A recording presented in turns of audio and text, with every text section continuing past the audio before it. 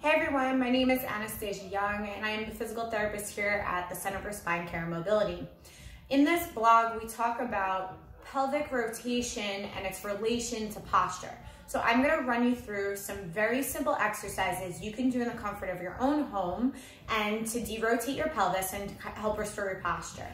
What I want you to know though is that if any of this causes discomfort, pain, anything, please stop immediately. Feel free to call us and schedule an appointment to come in and we could talk a little bit about why is this causing pain for you or other symptoms. So what you're gonna need is, I'm gonna use this table here, but you really just need a flat surface to lay on. So the first exercise you're gonna do, you're gonna lay on the table with your feet about hip width apart. You're gonna lay flat like so. From here, we're gonna think about putting on our tight jeans. So we're gonna contract our low core, take your fingers and put them right in by your hip bones. We're gonna squeeze and hold. With this contraction on, I want you to start by rocking your pelvis towards your nose and then away. So we're kind of creating space here under our back and then we're flattening so now we don't have space. You're gonna start with about 10 repetitions of this. After you do 10 repetitions, we're gonna go side to side, which is a little harder. I cue it, think about a seesaw trying to drop down from side to side. Remember to keep your core on at all times. So you're gonna do, again, about 10 repetitions of side to side. You may feel like your knees start going back and forth like this, but the idea is to keep them in one position the whole time.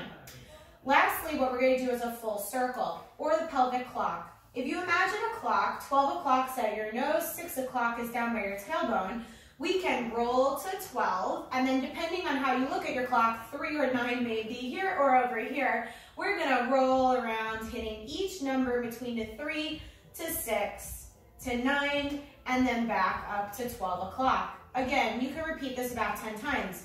Counterclockwise and clockwise, depending again how you're looking. If I'm looking this way or down, do 10 each direction.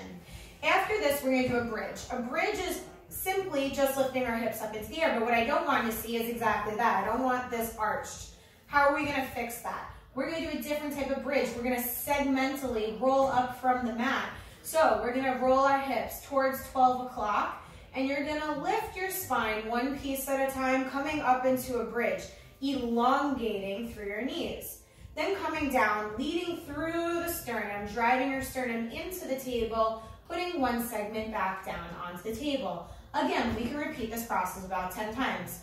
I like ending this whole thing with a gentle knee hug here. So by doing this, we can pull our sacrum off the mat. We're getting a little bit of mobility in that lumbar spine. You can kind of roll your hips around like this if you want, a little massage, both directions, and then you should be good from there.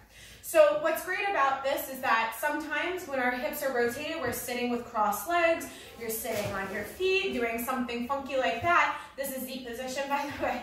But we sit all different ways, like this. We may have a wallet in our pocket or something. What ends up happening is our pelvis completely rotates. And then it translates up through the spine, it translates into the hips going down.